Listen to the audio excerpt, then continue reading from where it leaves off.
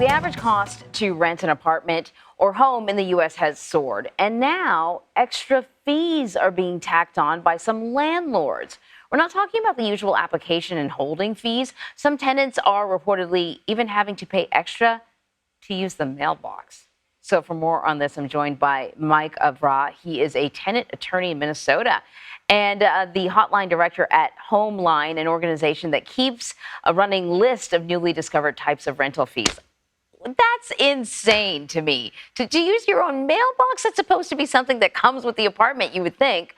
So talk to us about the types of additional rental fees that some tenants are being charged.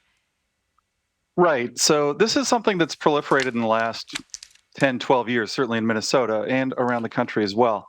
We see administrative fees that are never really explained, somewhere between $100 and $300 when a tenant signs a lease. Amenity fees might be $15 to $50. We do see pest control fees, looking at your list right there as well. Mm-hmm. Move in, move out fees, fairly common.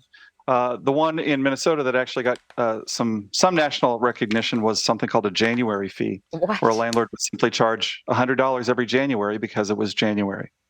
But some of the stuff is just like the price of doing business, the price of maintaining an apartment. You would think, yeah, you got to keep a handle on pests. That's not an additional charge that you would think you would give tenants. It'd be something that's already kind of rolled into it.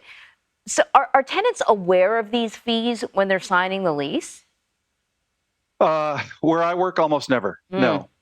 So what happens is the reason why these fees are proliferating is because landlords can do it and they don't really get stopped from doing it. But it's a little worse than that, actually. Landlords like to run ads for a place that, for instance, is $9.99, right? Just under $1,000. Tenants do their search parameter online and they figure I can afford up to $1,000.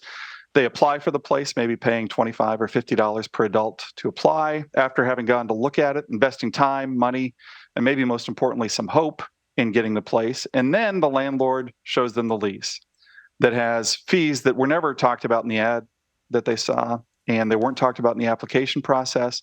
But suddenly the landlord unveils these fees, which might up that $9.99 to, if you look at it over a year, $1,100 or $1,150. Right. It's sort of like death by a thousand cuts. You know, it's like $50 here, $100 there. Next thing you know, you can't figure out why it's so difficult to make ends meet, but you're spending so much more on your housing than you expected. So then, if you're a tenant, what advice do you give people? Well, obviously, you try to read the lease as soon as you can. Yeah. And simple things like doing Google searches on the landlord that you're thinking about renting from might show, hey, this landlord is charging a lot of fees that you won't see in the application process, but they'll show up in your lease. So that's one way to try to solve this problem. In our state, in Minnesota, there's actually been a legislative fix that's going to require that landlords disclose the total monthly rent in all advertisements starting in January. But that's not the case in every state. Okay, so here's sort of the other side of it. You know, particularly during the pandemic, landlords really were hit hard. A lot of people didn't have to pay rent. And, you know, sometimes cities and municipalities helped out. Sometimes they didn't. And landlords just had to sort of take it. Could some of these fees maybe be justified? Well, I don't really argue the concept of the fees that we're talking about. The landlord has to make a living. They have a right to a small percentage in a profit as well. But what I want to see happen is that when a tenant is shopping, that it's a fair, clear disclosure of what it's actually going to cost for a tenant to live in that home. I don't think that's too much to ask for when we're talking about the most expensive item in almost everybody's budget, the cost of housing that they're paying for. So true. Mike Vraa, thank you very much. Thanks.